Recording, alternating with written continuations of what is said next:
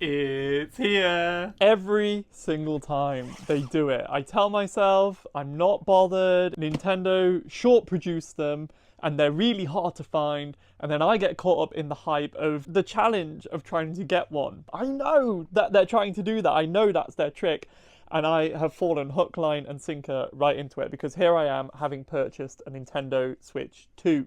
Now, this is going to be an unboxing and a review of the console, but not like the others that you will see online. There's loads of other reviews out there, really, really good reviews, really technical reviews, giving you all the spec and the prices. That is not what I'm going to do today. If this is going to be, I'm going to call it an emotional review of the Nintendo 2. I just want to share my journey today of opening this console, of what it means to me, why I've bought it. Maybe you can relate and you will buy it also. You know, all these YouTubers online use like really sick Swiss Army knives. I'm here with child safety scissors. I've already damaged the box.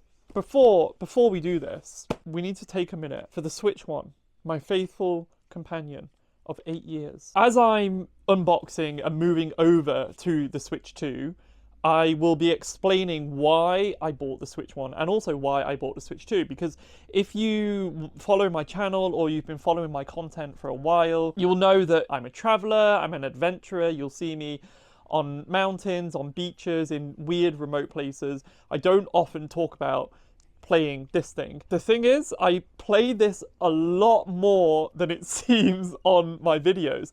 Now, obviously, I live in a van, so the only real kind of gaming option for me is handheld. So the Switch 1 released 8 years ago, and my life when the Switch 1 came out versus when the Switch 2 came out was drastically different. In 2017, I was living in London. I used to be a radio presenter, but it wasn't a paid job. It was a community volunteer position. So I was working full time, and on top of this, I was on this elusive athletic mission to get a sub 25 kilometer run. I wanted sub 25k, I wanted a successful radio show, I wanted a successful career at the BBC. If you do the time maths on all those things, I didn't have a lot of downtime. Thankfully, I'm so grateful I lived with a really, really great group of people. Living in such close proximity with some of my best friends was such a savior for me at the time. And you know what else was a savior? The Nintendo Switch got released. Thankfully, I was mentally self-aware enough to know that simultaneously juggling, trying to perform at such high performance in such different fields was not mentally healthy for me. And I remember one day on my lunch break, I left the BBC White City building and I went into HMV. They had a sign outside, like a handwritten sign of how many Switches they currently had in stock. And on this day, it said 1 Switch in stock. And I went in and I said, I'll buy it. Just randomly. Now, I've always had Nintendo consoles since my dad had a SNES when I was growing up. Then me and my brother got the N64 and the GameCube and the Wii. So it was definitely something that I was interested in. But as I said, I had a lot of other hobbies and interests at the time that the Switch released. It seemed like I needed a break in the cycle of my life, of all these things I was doing. Something new, something fun. Something where I was not having to perform at my absolute best. I could just sit back and enjoy what it was. There were no games available at the time that I was interested in. So I just downloaded Metal Slug, which is like this old arcade game that I used to play when I was a kid. So should we take a break from the story of the Nintendo Switch 1 and actually open the Switch 2? The box looks great. It's very small for a console, which I think goes in line with the machine. I mean, it's partly meant to be a handheld machine, so to be able to pick up, carry the box, the whole thing is in here. Here it is. It's the same box in a box. Oh, okay. This is like, oh, I've done this the wrong way. This is like a shell that opens. Oh, this is clean. This is nice. This is it for me. The screen, the controllers. This is it. This is the whole console. What is great about the Switch and the Switch 2 is that it's obviously versatile. You can switch between handheld and docked, plug it into a TV, or just use it as a big fat Game Boy. So I think that's why it has such mass appeal, because if you live in a house, unlike me, and you earn a lot of money, unlike me. I mean, here I am saying I don't earn a lot of money. I've just bought a Switch 2, so that's privilege. But if you have a big house with a big TV, this will be your, you can plug it into your TV and it can be this huge, powerful 4K gaming console. I've got the screen, I've got the controllers. I'm not even going to play anything. I just want to do the thing. Any big child like me, any child trapped inside of an adult body, they're going to want to just play with it. Ultimately, this is what this is, isn't it? Let's not lie to ourselves, grown-ups. This is a toy. We are children trapped in adults' bodies wanting to play with toys. Let's do the thing! Oh, that is nice. That is nice. Metal magnet. This is how it joins. That's so nice. I thought it might be a bit janky, like trying to line up metal with magnets, but it really just attracts it in. And it's big. It's big. It's nice. Wow, now that I'm actually holding it, I've seen in the reviews that it's bigger than the Switch 1, but you can't do it justice actually holding the thing. It feels big. Even though I made the Switch 1 as big as possible. Let's do a techie side by side, trying not to get too much reflection in the shot. It doesn't look that much bigger on camera, but holding it, there we go, no glare there. Wow, I'm a tech reviewer. So much more of this is screen, which is great. Will it just turn on? I've not plugged it in or charged it or updated it.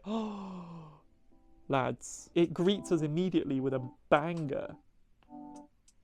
This is just the language selection music, and I already love this console. Someone can definitely make a drill remix of this. I love it. English, UK, Australia, or English, US. Apparently, UK, Australia has the same English. Have you ever spoken to an Australian? Immediate reactions. This is sick. This is nice. All I've heard is this. Oh, there's the speakers. Look how big the speakers are. No wonder it sounds so good. Look at these. That's nice. That's nice. There's this whole other box of stuff, but it's not as important as the story I've got to tell. So my Mario Kart code is in there. Power cable. Fine. Oh, this could be interesting actually. This is the controller grip, isn't it? Let's do this and then we'll get back to my story. This is the controller grip, a little bit bigger than the Switch 1 controller grip because it's bigger controllers. Wait, how do I do this? It's a trigger. Okay. That's a little bit jankier, but I am doing it for the first time and also the wrong way round. No, that's fine. That's fine. You just have a little bit more force than I thought. But that's really nice. That's such an improvement over the kind of little tiny button on the back and then the slide and rail, and then you have to line up the rail to get it back in. With this one, you've got this huge trigger on the back that you press to release, and then that pushes the little plastic thing. And then, okay, that's really nice. They've done really well here. Let's get this in the thing. Also magnetic. Also just as nice as doing it on the actual console. And this feels substantial. This feels like a real control pad. The Switch 1, when it was in the control pad dock, didn't really feel like a real control pad to me. It felt really small. But this actually feels, you can see the size compared to my hand. It's a lot bigger. That's nice. I like this. I might actually use this. I never used this is why I got the third-party controllers, because I never used the original Joy-Cons. I just found them too small. But this I can actually see myself playing with. So here's the dock. It's fine. It's big. It feels a lot more like a console than the Switch 1 dock. It's kind of bulkier. It's rounded. It's got this huge fan in the bottom. This has some sort of case I've seen on the reviews. I don't know how to take it off. There you go. That's really easy. That's really clean. They've just improved on the Switch 1 in all areas. I'm really excited to play it. I'll finish my story. Back in 2017, I got the Switch 1 at a time when I was really overworked and really burnt out, and it helped me step back from work, step back from overachieving, and just game and play like I used to when I was a kid. It helped me access that part of my brain where I could just switch off. And then 1 year later, ultimately, I decided to quit my job, leave London, go backpacking, traveling full time. I thought maybe I would try it for 6 months, and it ended up becoming my life. 7 years later, I'm still on the road, still traveling, still backpacking. And while I was away, while I was backpacking around the world on my own, all across Europe and the Middle East, I took the Switch with me. It was partly useful because, little known fact, the Switch can actually work as a power bank, but also I could stay in contact with people back home. One of my old housemates, Chris, we loved playing the Switch together. We had a Stardew Valley farm, which I would play while I was in Lithuania. When I was in Sweden in the winter, it was really cold and dark in the evenings. So I would sit in the hostel on voice chat to my friend Chris. It was our way of keeping up. It was our way of interacting. And we're still really good friends now. We still play things on the Switch. We still play Fortnite together on the Switch. This device wasn't just a gaming console. It wasn't just a way to pass the long bus journeys when traveling around. It also was my portal to staying connected to people back home. I sometimes play with my cousins, and my brother lives in Taiwan. I'm now back in the UK. We still play 3 times a week, maybe more. And it's our way of, we catch up, we talk. Would I call him on the phone 3 times a week?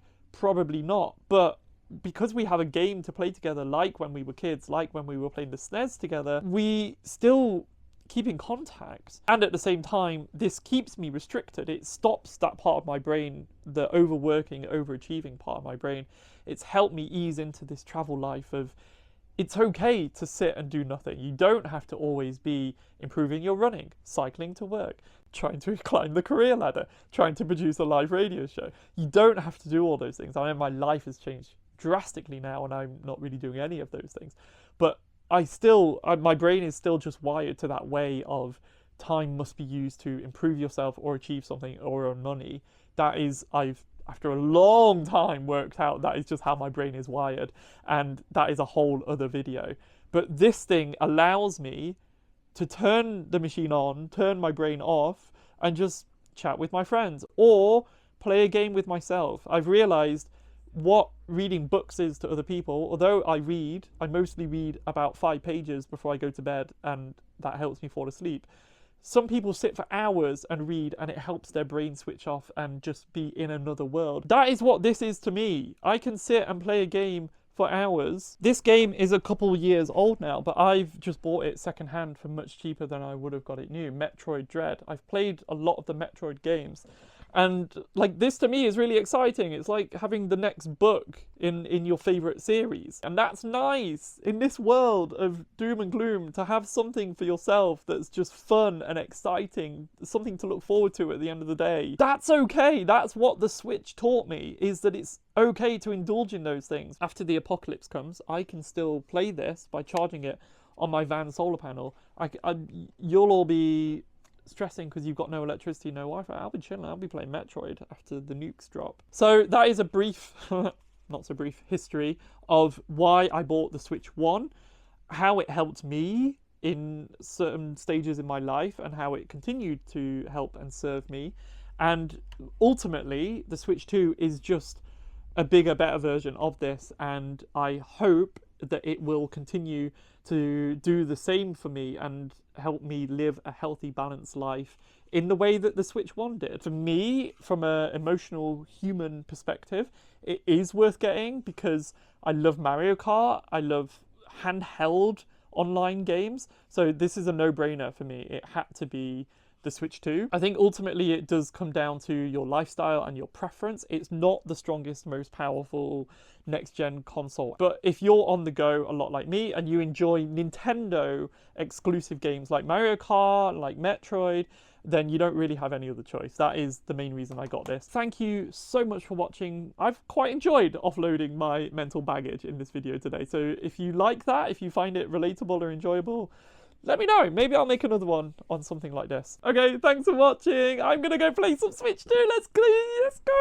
Let's play some Mario Kart, boys. Send me your friend code if you want to play Mario Kart. I'll see you on Mario Kart. If not, I'll see you in the next video. Bye.